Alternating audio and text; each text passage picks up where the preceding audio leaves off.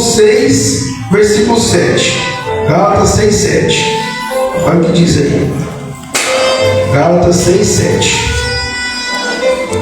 Gálatas, capítulo 6, versículo 7. Em nome do Senhor Jesus. Todo mundo encontrou? Aí, igreja, vai falar da lei da semeadura. Amém? Olha o que diz aí. Não vos enganeis. Deus não se permite zombar. Portanto, tudo o que o ser humano semear, isso também colherá. Pois quem semeia para a sua carne, da carne colherá. O que colhe, igreja? Ruína. Mas quem semeia para o Espírito, do Espírito colherá. O que, igreja? Vida eterna. E não nos desfalecemos de fazer o bem, pois se não desistirmos, colheremos o tempo certo. Sendo assim, enquanto temos a oportunidade, façamos o bem a todos, principalmente aos da família da fé. Amém? Então, igreja, aqui tem um princípio muito interessante, que é uma lei universal, que é o princípio da semeadura, igreja. Então, vamos lá, igreja.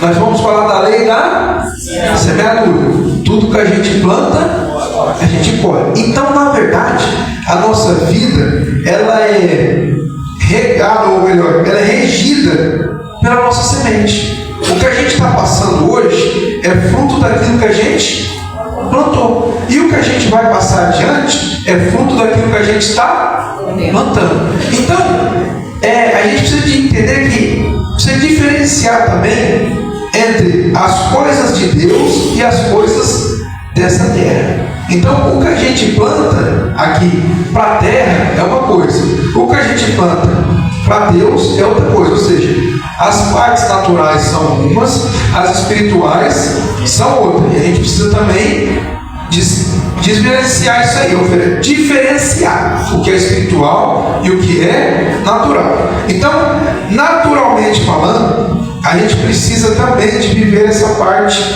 de semente. Amém? Tudo que a gente planta, a gente colhe. Eu vou dar um exemplo usando a vida do Davi. Por quê? A gente vai entender que Deus está conosco o tempo todo. Quando você está plantando e quando você está colhendo. Então não é porque você está colhendo ruim que Deus deixou de estar com você. A gente tem que entender isso aí também. Às vezes a gente plantou uma coisa ruim e Deus vai e está conosco e a gente está colhendo o que é ruim. E aí, quem está colhendo o que é ruim fala assim: eu estou sem Deus. É independente uma coisa da outra. Deus não vai interferir na sua colheita, porque foi você que plantou. Amém? Vamos exemplificar isso. Ó, 1 Samuel capítulo 18, versículo 6. 1 Samuel 18, 6. 1 Samuel 18, 6. Davi está retornando da guerra. Davi está retornando de uma grande batalha que a gente conhece muito bem. E o texto vai dizer, versículo 6. Quando os soldados retornavam para casa, depois que Davi venceu e matou o grande filisteu, as mulheres saíam de todas as cidades de Israel ao encontro do rei Saul, com cânticos, danças, com tamborins e com músicas festivas e instrumentos de 3 cordas. E as mulheres dançavam e cantavam. Olha o que elas cantavam: Saul matou milhares e Davi dezenas de milhares. Então, olha só que interessante. Davi, ele era, como todos sabem, um pastor, né? E tem uma história por trás disso, mas eu não vou chegar nela não, para não perder tempo. Nós sabemos que Davi era um pouco rejeitado na casa de seu pai, né? Ao ponto de quando chamaram os filhos para que o Samuel visse quem era que ia ser ungido, não trouxeram Davi, né? Depois que trouxeram todos eles, e aí o Samuel falou assim: não tem mais nenhum filho? Ah, tem o Davi. Aí trouxeram. Então ele era meio rejeitado, mas porém, igreja, ele era um menino de Deus. Ele plantava coisas boas. Seus irmãos queriam plantar coisas ruins, mas ele estava sempre plantando o que era bom. E aí o que acontece? Ele começou a colher os frutos da sua vida, que era uma vida de plenitude com Deus, era uma vida simples, mas uma vida sincera diante de Deus. Isso é um outro ponto importante. Muitas pessoas têm uma vida diante de Deus fingida. Tem muita gente fingindo dentro da igreja.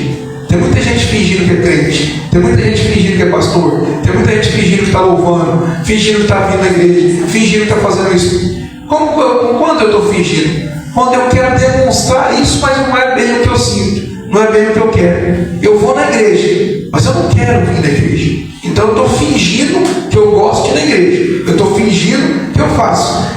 E Deus, igreja, assim como Samuel, quando foi ungir o Davi, Deus falou para ele: eu não enxergo como os homens, eu enxergo o que está dentro do coração. Então, a semente, aquilo que nós plantamos durante a nossa vida, nós vamos colher. E Davi começou a colher. Então, olha só que interessante. Até então, Davi não era nem reconhecido em sua própria casa. Agora, Davi chega na cidade e tem uma festa para recepcionar Davi. E nessa festa tem duas pessoas com maior autoridade. Uma é quem? O rei Saul. E quem era Davi, igreja? Ninguém. Era um guerreiro. Ninguém sabia que ele era ungido rei. Ele era um guerreiro. Só que, porém, igreja, para o rei, as mulheres gritavam: Saul matou milhares. E para o Davi, Davi matou 10 milhares. Ou seja, a honra era maior para Davi do que para Saul. E ele estava vivendo esse momento. Esse homem, ele tinha ali tirado a vergonha do exército de Israel. Nós sabemos o que estava acontecendo. O gigante ia lá e afrontava todo o exército de Israel durante muitos dias e ninguém fazia nada. Então esse menino se levantou e tirou essa vergonha do exército de Israel. E a palavra de Deus nos ensina que ele foi, guerreou, venceu o gigante e ele disse: eu vou em nome de Deus. Primeiro ele olha para o gigante e fala: quem que é esse incircunciso que está desafiando o exército do Deus vivo? Ou seja, ele olha aquela situação e ele enxerga aquela situação como sendo uma afronta para Deus e não para ele. E aí ele toma uma decisão. As nossas decisões, igreja, é o que impacta no nosso futuro. Semente. Qual foi a decisão dele? Eu vou encarar esse problema. E a gente precisa ver uma coisa interessante. Quando a gente passa por um desafio, que era o caso ali, um desafio, ou um deserto, ou uma provação, isso aí sabe o que serve para quê? Para estimular e aumentar a nossa fé. Então, olha só. Desafio serve para estimular a nossa fé. Provações servem para estimular a nossa fé. Amém? Então, quando a gente passa por uma situação dessa, nós nos aproximamos de Deus, nós nos aproximamos dele. E tem uma outra situação em que Deus quer se aproximar de nós. E aí, daqui a pouco vocês vão entender o que eu estou falando. E aí continua o texto. E a gente vai ver o quê? Que naquele momento, então, foi gerado em Saul um espírito de inveja. E ele começou então a perseguir o Davi.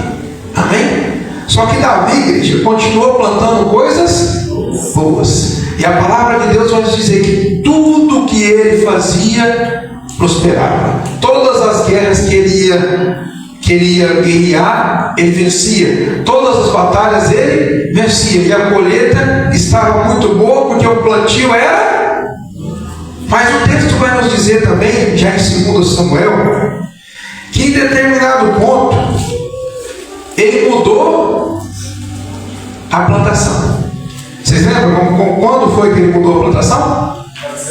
Com Batseba, exatamente. Ele estava lá e olha que interessante. Ele havia deixado de guerrear. Quando a gente fica numa zona de conforto, dá ruim. Está todo mundo guerreando e ele deixou ele guerrear. O que é isso, igreja? A gente vem para a igreja para guerrear. E às vezes a pessoa está muito confortável e fica em casa sem fazer nada. Mente vazia, oficina do diabo.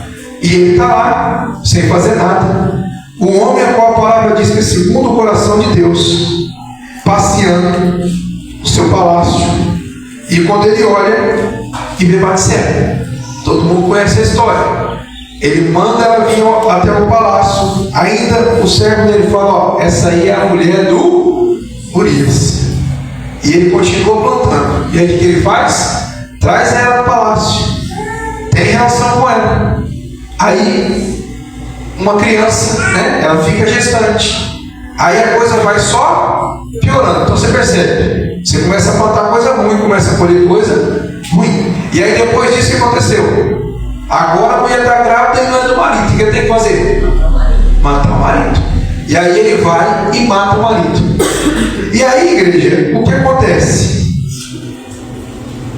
Todo aquele exército que foi tirada a afronta dele, todo aquele exército foi tirado a vergonha deles, agora é o mesmo exército que sabe que o seu rei mandou matar um dos seus soldados mais leais para ficar com a mulher dele. O que aconteceu? A moral do Davi foi lá embaixo. E esse Davi é o mesmo Davi que foi honrado em 1 Samuel. Mas agora a coisa começa a dar ruim. Por quê? A plantação começou a mudar. E é só isso? Aí nós vamos agora para 2 Samuel, capítulo 12, para a gente ver o que aconteceu com essa semeadura. Então, até então, tá tudo bom, tá? Peguei a mulher dos outros, mandei matar o marido, estou reinando, tá tudo tranquilo, não tá? Parece que é assim. Quando a gente começa a plantar coisa ruim, parece que nada vai acontecer, está tudo fluindo, tudo normalzinho. E aí o que acontece, igreja? Olha só, que interessante. E Yahvé enviou o seu mensageiro Natã para falar com Davi. Assim que chegou à presença de Davi, ele propôs um dilema. Numa cidade havia dois homens, um rico e outro. O rico possuía inúmeras ovelhas e grandes manadas. Entretanto, o pobre nada tinha senão uma única cordeirinha que havia comprado com muito custo. Ele cuidou dela com carinho, e ela cresceu com ele e com seus filhos, e ela se alimentava em sua companhia, bebia do seu copo e até adormecia em seus braços. E ele a considerava como carne de sua carne. Certo dia um forasteiro chegou à residência do homem rico, mas este não quis lançar mão de uma das suas próprias ovelhas, ou de seus muitos bois, a fim de oferecer-lhe uma refeição. Em vez disso, tomou a cordeira que pertencia ao pobre e serviu ao visitante. Quando Davi escutou essa história, versículo 5, no mesmo instante, Davi se encheu de ira contra aquele homem e afirmou a Natã: juro por Yahvé, o nome do Senhor, que o homem que cometeu tamanha impiedade merece pena de morte. Sabe quando a palavra de Deus fala para a gente examinar a si mesmo? E para a gente tomar cuidado quando a gente julga? Porque da maneira que a gente julga, a gente vai ser julgado. É isso que aconteceu com ele. Na maneira dele de julgar, o homem precisava ser morto. Só que agora o juízo era para ele. E olha só como é que a palavra continua. E ainda fala o seguinte: antes, porém, deverá pagar 4 vezes o preço da cordeira, porquanto agiu sem misericórdia. O cara é ruim sem misericórdia. Então Natã revelou a Davi: esse homem és tu. E assim diz o Deus de Israel: eu te ungi rei de Israel, eu te salvei das mãos de Saul, eu te dei o palácio e as mulheres do teu senhor, eu te dei a casa de Israel e de Judá, e se isso não fosse suficiente, eu haveria acrescentado muito mais. Sendo assim, porque desprezaste a palavra de Yahvé, fazendo o que eu reprovo, sendo rebelde, conforme diz o irmão carioca, tu tu mataste a fio da espada o teu servo Urias, o heteu, e tomaste para teu prazer a esposa dele. Sim, tu mesmo o mataste por meio das armas dos amonitas, e ficaste com a mulher dele. Então, igreja, olha só, ele pegou, fez todo um plano, como que se Deus não soubesse das coisas. Então presta atenção, o Salmo 139 vai nos mostrar isso. Deus, ele está conosco o tempo todo. Quando você está fazendo coisa boa, quando você está fazendo coisa ruim, quando você está fazendo o que presta e quando você está fazendo o que não presta, Deus está de olho. Então não adianta a gente fingir ou ser duas caras, ou achar que parte da nossa vida estamos sozinhos e parte estamos com Deus. Em todos os momentos Deus está presente. Deus viu tudo. Você viu como que Deus falou? Ó, você que matou Urias. A espada foi dos amonitas, mas foi você que matou. Por quê? A intenção foi do Davi. Quem levou ele para a morte foi o Davi. Deus não imputou aquela morte aos amonitas, mas ao Davi. E continua o texto e diz assim: a consequência do erro, ou seja, plantou, agora você vai colher. Você vai ver que interessante isso aqui. Assim diz Yahvé: na tua própria casa farei surgir a desgraça contra ti. Então vai ter desgraça na casa dele. Tomarei as tuas mulheres debaixo dos teus olhos e as darei ao teu próximo, que se deitará com as tuas mulheres à luz desse sol. Tu agiste as ocultas, mas eu cumprirei tudo que hoje vos anuncio perante a face de todo Israel em plena luz do dia. Davi então confessou a Natã: pequei contra Yahvé. Então Natã afirmou a Davi: por sua parte, Yahvé perdoou o teu pecado e não morrerás. Mas por teres ultrajado Yahvé mediante uma atitude, o filho que tivestes morrerá. E Natã se despediu de Davi e foi para casa. Depois o Senhor feriu o menino que a mulher de Urias dera a Davi, e a criança adoeceu gravemente. Então presta atenção. O filho do Davi, como Batseba, primeiro, nasceu saudável. Ele não nasceu morto nem doente, ele nasceu saudável. Porém, a colheita do pecado foi a morte do menino, porque a palavra de Deus diz que o salário do pecado é a morte. Mas pastor, o texto não diz que o Senhor perdoou imediatamente? Sim. Então presta atenção numa coisa que a gente precisa aprender. Se a gente aprender só isso essa manhã, tá bom. Deus perdoa o nosso pecado. Amém? Agora, a consequência do erro, não. Então Deus não perdoa a consequência do erro. Deus perdoa o pecado. E Deus perdoou Davi instantaneamente. Mas a consequência foi dando sequência. A consequência não. Então, nós sabemos o que aconteceu. O primeiro morreu esse menino. Depois, um filho dele teve uma relação com a própria irmã, estrupou a irmã. Depois, o outro filho matou o outro filho. Depois, matou o irmão, que era filho também. Depois, o Absalão ainda se revoltou contra o próprio pai. E a espada jamais se apartou da casa de Davi. Mas os pecados foram perdoados. Mas a consequência, não. O que eu estou dizendo? Lei da semeadura. A gente faz uma carga, faz coisas ruins, aí depois vem para Deus. E o que Deus faz? Perdoa, mas fica a consequência. Amém? Então é mais ou menos assim.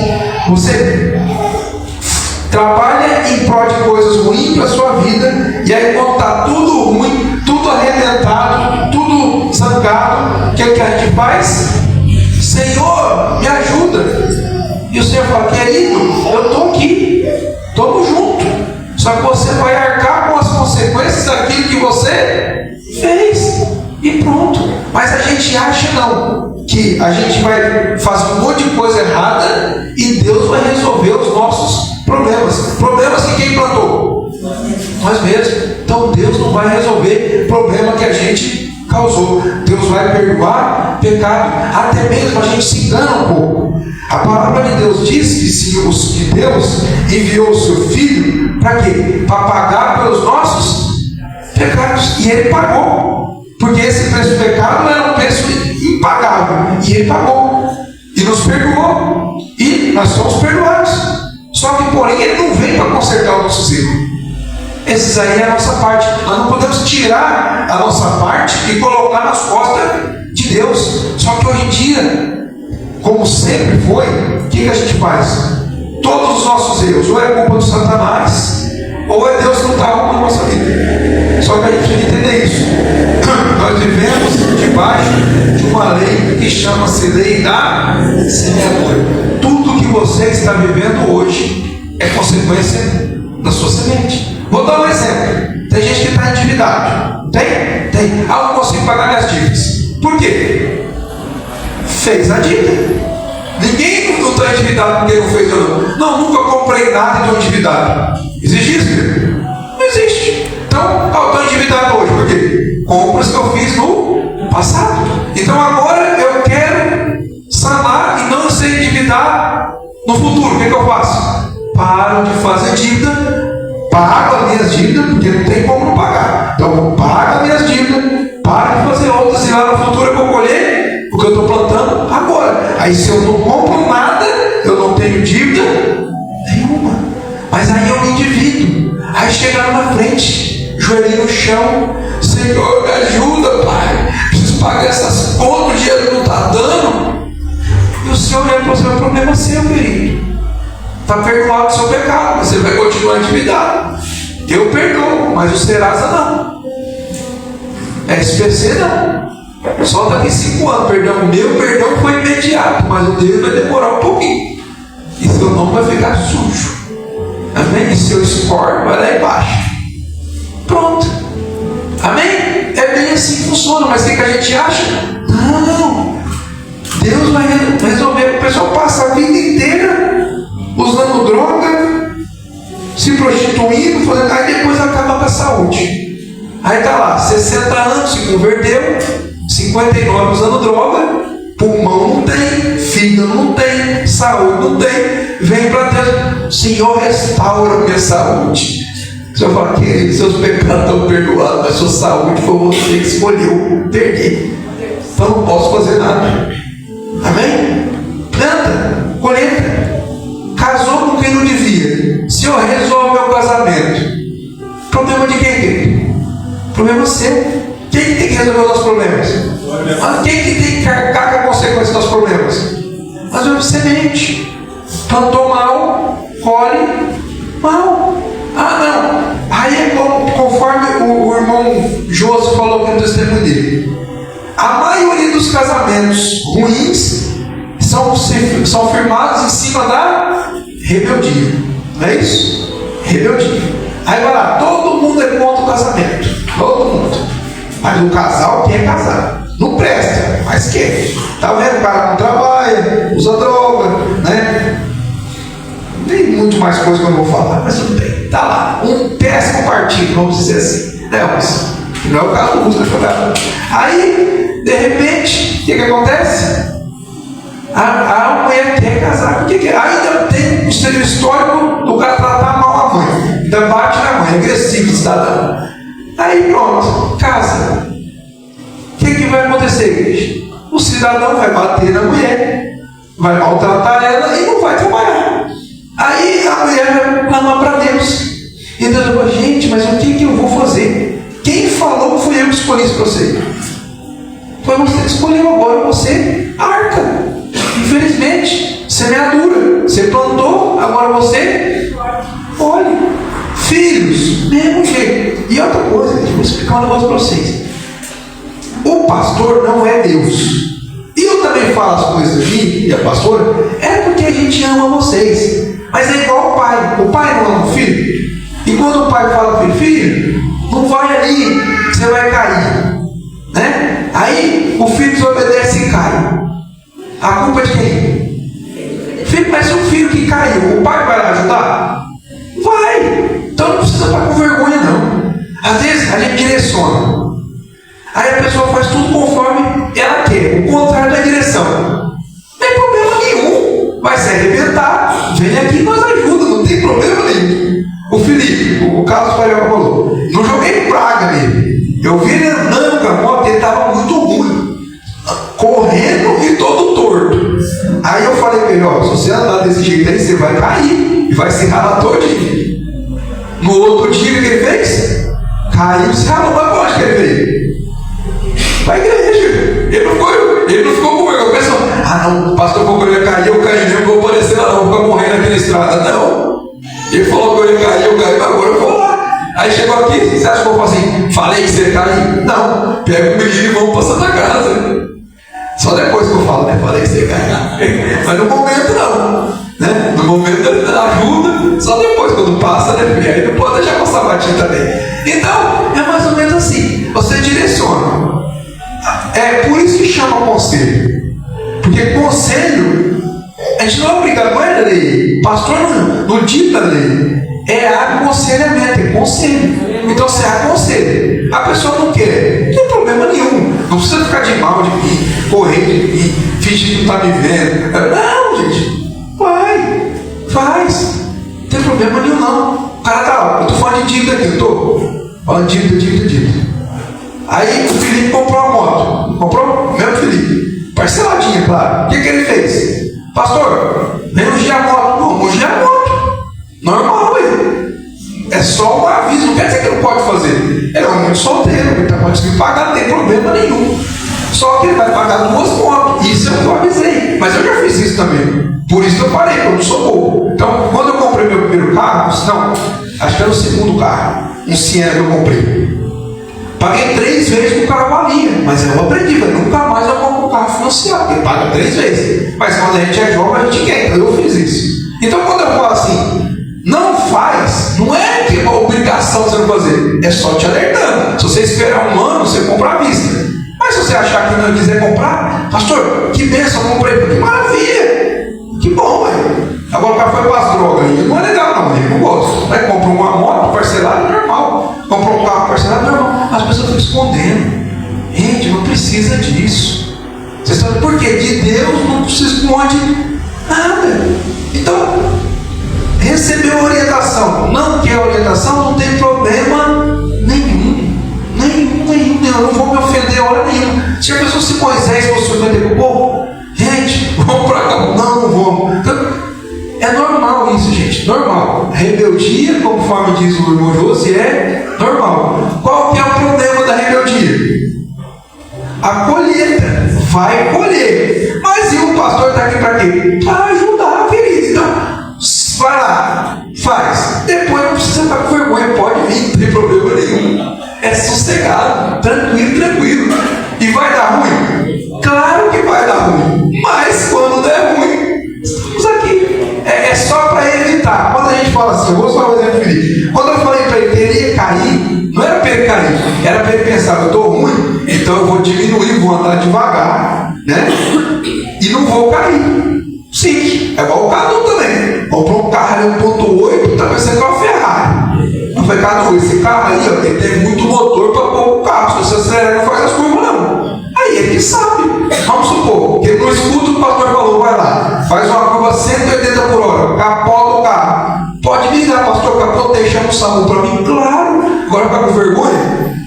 Não. Então, o importante é o quê? É não correr para não capotar. A intenção do conselho é essa, não é que vai acontecer. A intenção é essa.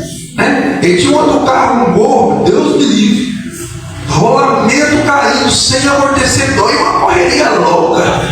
Pecado, você vai se arrebentar nesse carro, cara. Não é praga, é visão. Dá para ver claramente. O pneu careca, tudo arrebentado, claramente vai dar ruim. Então, você ser um. Não, visão. Ah, não, pastor, eu gosto de correr, quero me arrebentar. Vai. Aí depois, pastor, me arrebentei aqui, me ajuda. Claro. Vocês estão entendendo o que eu estou dizendo?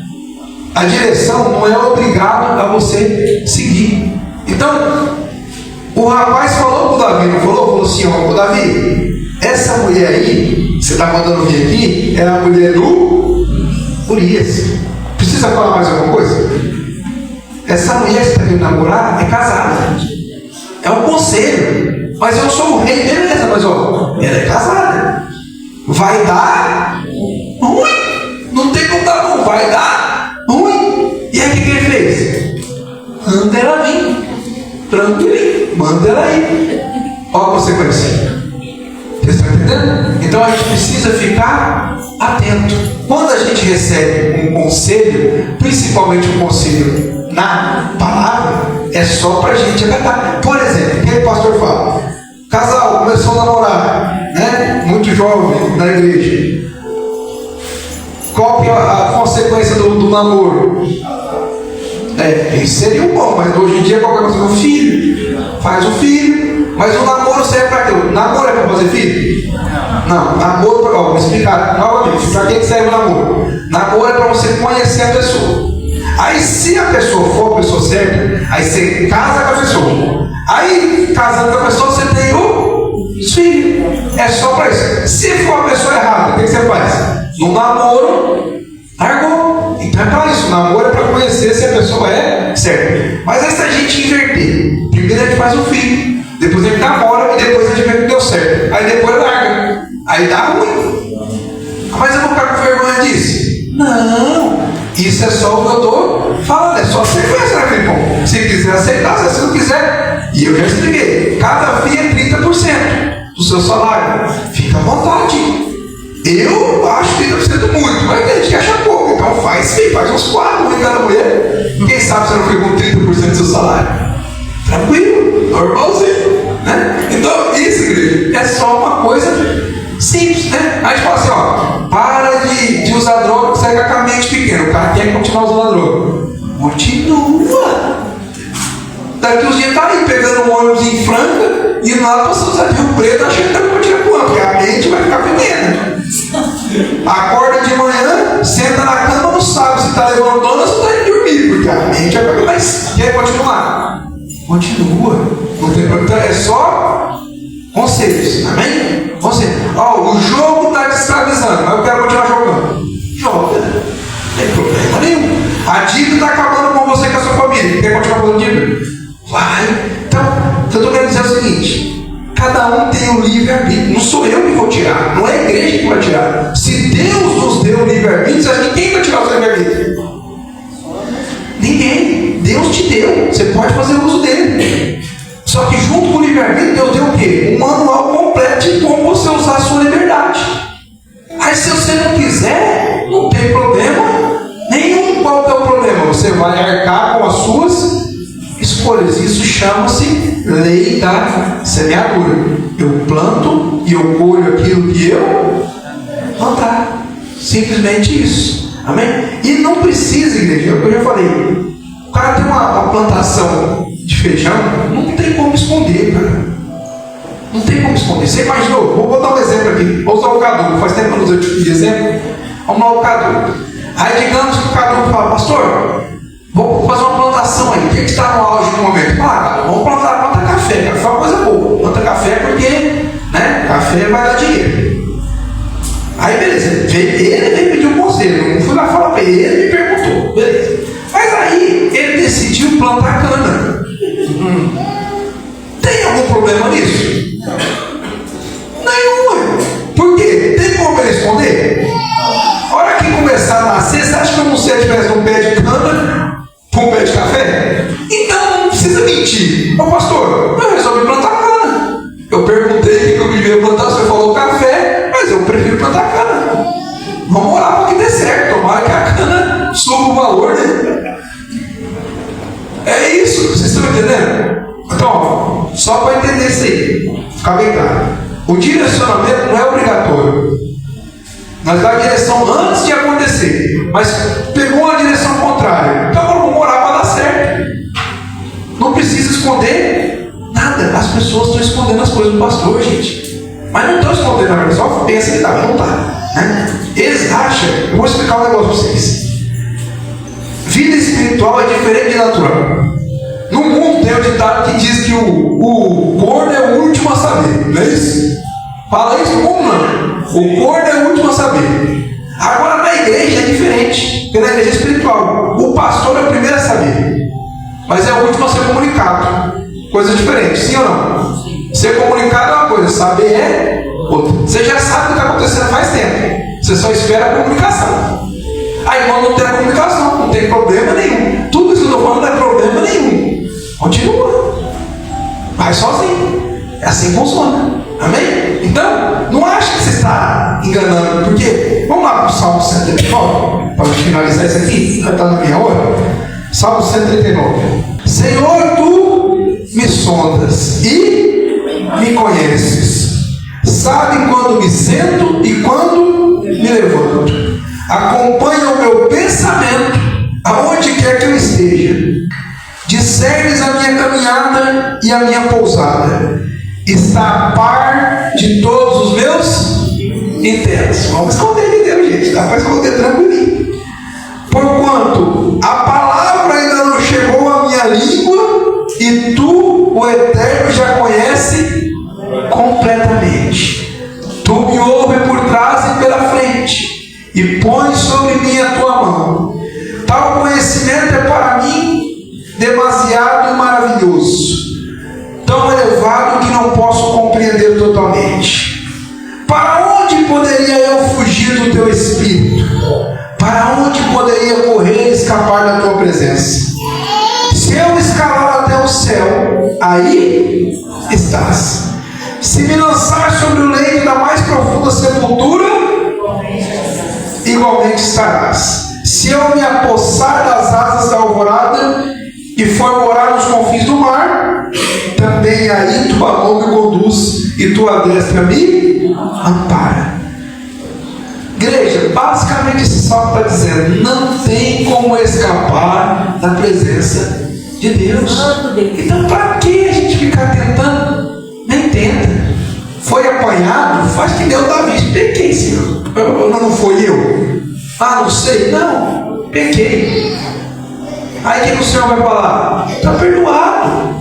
Agora a consequência vai continuar. Estão no de pecado, mas na lei da semeadura do mesmo jeito. Tudo que a gente faz, a gente colhe. Fez errado, vai colher errado. Fez o bem, vai colher o bem. Plantou rebeldia, colhe rebeldia. Agora a gente é rebelde com Deus e vai colher a obediência dos filhos? Não vai, está plantando mal, colhe mal. A gente está fingindo com Deus e em casa vai ser todo mundo sincero? Não vai, porque o que a gente planta, a gente colhe. Amém? Coloque de pé em nome de Jesus. Vamos adorar o nosso Deus.